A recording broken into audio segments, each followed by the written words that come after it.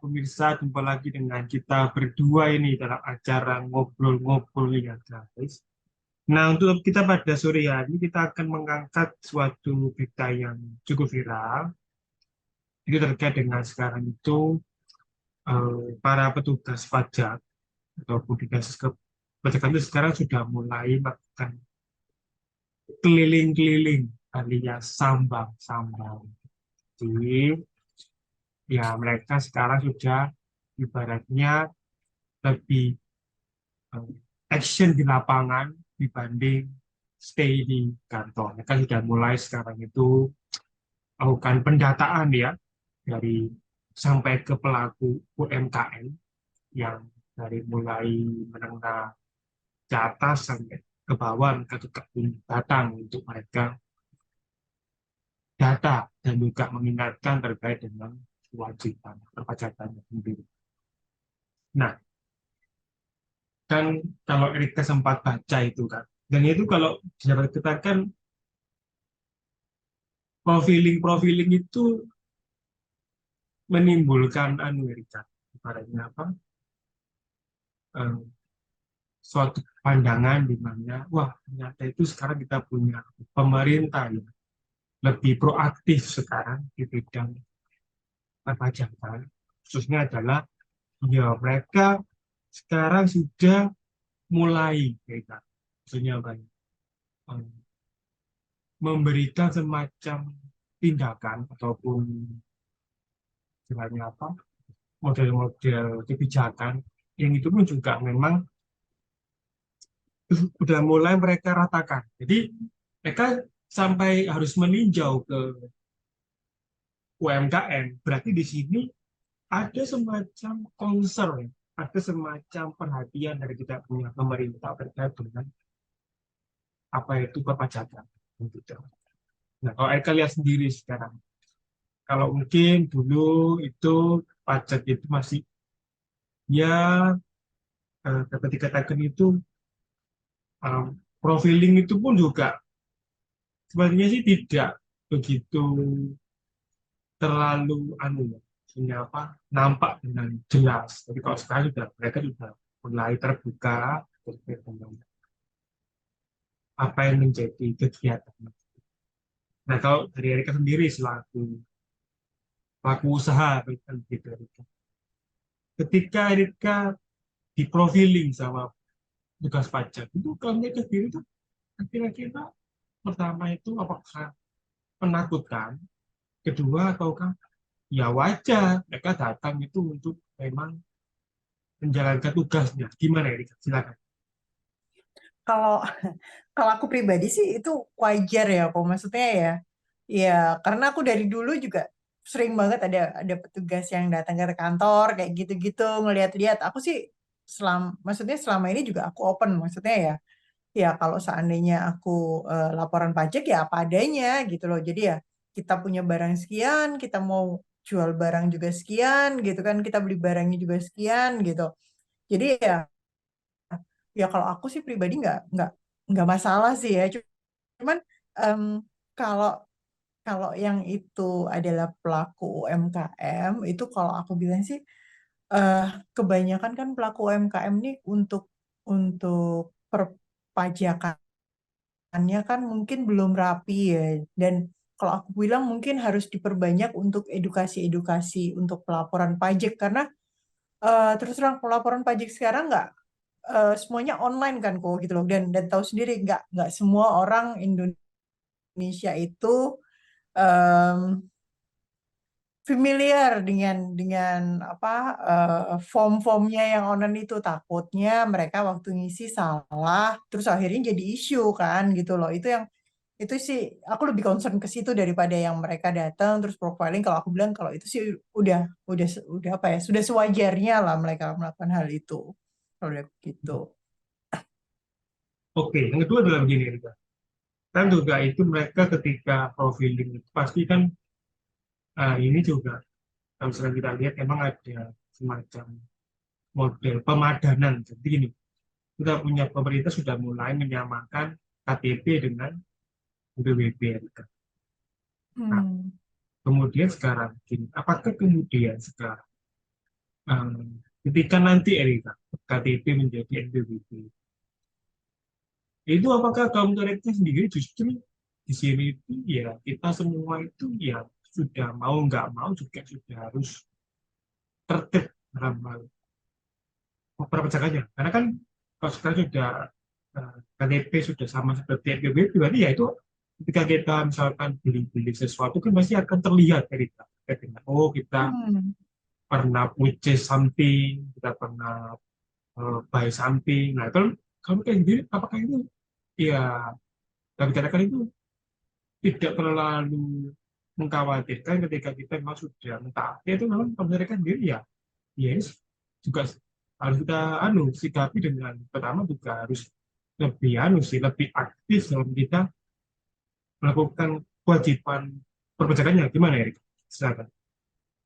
Kalau kalau aku sih selama itu pembukuanku rapi ya dalam artian semua itu jelas untuk seandainya kita beli untuk apa, terus seandainya ada penjualan penjualannya juga kemana, itu nggak isu sih kok. Maksudnya ya ya ya sudah sewajarnya lah kalau kalau kita punya laporan tiap tahun karena aku tahunya dari dulu juga kita tiap tahun pasti lapor sih. Jadi waktu zamannya masih ikut orang kan kasarannya gitu sampai kita punya kantor sendiri itu juga tiap tiap bulan Maret juga pasti ada laporan pajak kayak gitu kan. Sama aja kalau di luar negeri juga gitu. Kalau kalau kita punya account di bank itu biasanya mereka bilang apa minta nomor pajaknya jadi ya kayak NPWP gitu loh. Tapi istilah mereka ada lagi tax tax number. Itu juga sama aja gitu loh.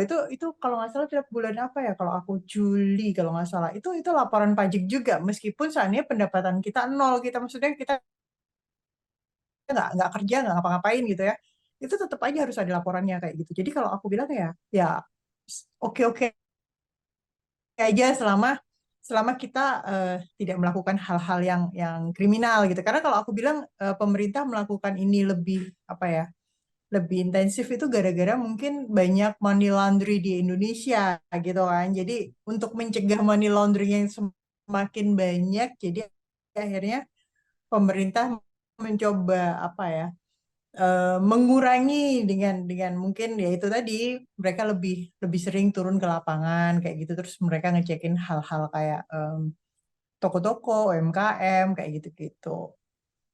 Jadi itu semacam upaya preventif kalau Erika bilang itu untuk memang mengurangi adanya Iya. berbagai macam tindakan terkait dengan penyalahgunaannya ya kita sini ada bisa masuk ke money laundering, bisa masuk ke istilahnya apa corruption dan segala macam kan gitu Erika. Oke.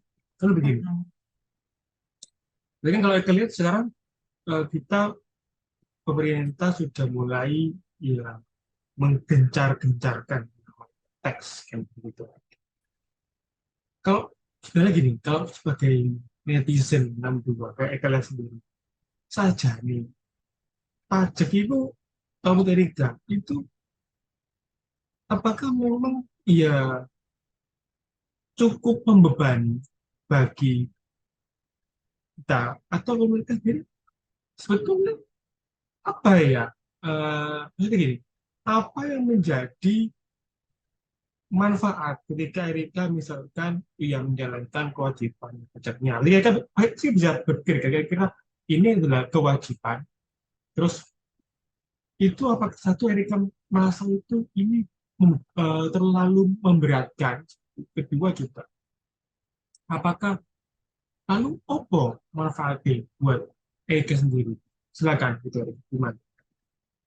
Kalau kalau memberatkan sih tergantung sih kalau lagi nggak ada income terus habis gitu ditanya-tanyain pajaknya mana itu rada git mencengkel juga ya apalagi kemarin kita pandemi itu sempat sempat yang zero income sekian tahun gitu ya terus habis gitu kalau kita Hmm. masih dipanggil pajak tuh kadang-kadang bilang gini kita lo pandemi pak nggak kemarin kan kerasa gitu kalau kita nggak ada income ya sudah sewajarnya kan kayak gitu-gitu cuman ya apa ya ya mau nggak mau sih kalau aku bilang ya sebagai warga negara yang baik emang kita sudah sewajarnya untuk membayar pajak karena untuk perkembangan fasilitas-fasilitas publik kita juga kan gitu loh. Cuman ya itu tadi kalau di Indonesia isunya adalah uang-uang pajak itu nanti akhirnya banyak pejabat-pejabat yang korupsi. Jadi uangnya bukan untuk apa memperbaiki atau membangun fasilitas-fasilitas publik, tapi untuk menggemukkan kantong sendiri. Itu yang isu yang sering terjadi di Indonesia kayak gitu. Tapi kalau seandainya penggunaannya benar gitu ya, transparasi kayak gitu-gitu sih aku nggak masalah sih. Maksudnya selama dengan angka persentase yang sewajarnya ya, jangan jangan seandainya income apa terus pajaknya 40% gitu, itu nggak masuk akal juga kan, harus dilihat juga seandainya dia in, apa expense-nya sebulan berapa, itu kan mesti ada hitung-hitungannya juga kayak gitu. Mhm. Di Amerika yang memang harusnya sih tidak terlalu memberatkan ya, karena mungkin hanya batas kalau memang istilahnya kalau pas memang nggak ada income itu aja mungkin mereka juga merasa itu sudah nggak ada penghasilan, kebanyakan ditanyai, ya kan, kemudian apa juga kan begitu. Artinya ya, iya ya juga. Tapi kalau Erika ibaratnya sudah dapat hasilnya sudah menjalankan, ya hasil juga ya dibilang apakah terlalu memberatkan juga ya enggak juga. Kalau secara fungsi ya itu karena mungkin ada beberapa yang keraguan dan kalau ini ada Hmm. dugaan-dugaan ini bisa disalahgunakan kan gitu oleh oknum-oknum kan begitu. Hmm. Begini. Apakah RT begini? Apakah RT begini itu merasa begini kalau kita sistem perpajakan sendiri?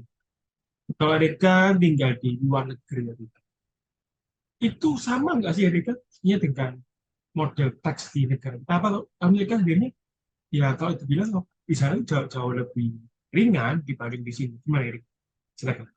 Kalau kalau yang aku tahu ya, kebetulan eh, kemarin yang aku ambil sertifikat itu adalah di bidang kesehatan, di health, line Hmm. health. Itu biasanya mereka ada yang namanya apa salary sacrifice, apa ya istilah di sini mungkin nggak familiar ya. Jadi soalnya gini, dia itu penghasilannya taruhlah sebulan, apa sorry, dalam setahun itu sekitar 90.000 gitu ya. Itu ada dipotong 18.000 untuk, jadi dianggap karena dia bekerja di bidang kesehatan, jadi ada apa ya?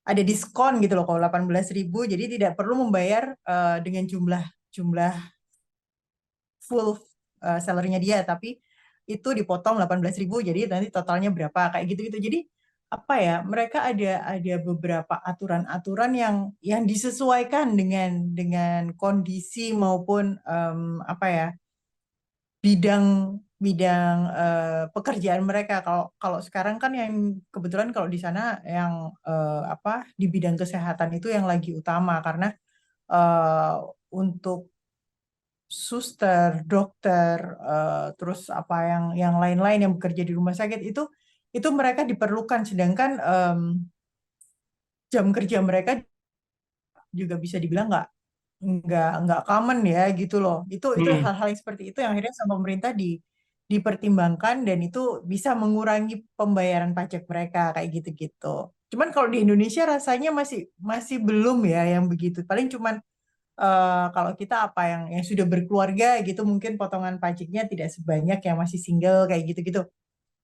Cuman ya mungkin mungkin sudah bisa dipertimbangkan lagi kalau untuk yang bekerja di kesehatan itu tadi, karena eh apalagi waktu kemarin pandemi itu kan yang apa ya, yang mati-matian kerja itu di bidang kesehatan gitu loh. Jadi mungkin bisa bisa dipertimbangkan untuk kesejahteraan para pekerja di bidang itu. Kalau kalau tem, di tempatku yang di sana lagi kayak gitu loh. Cuman ya itu tadi balik lagi, itu tergantung dari pemerintah masing-masing sih. Kok.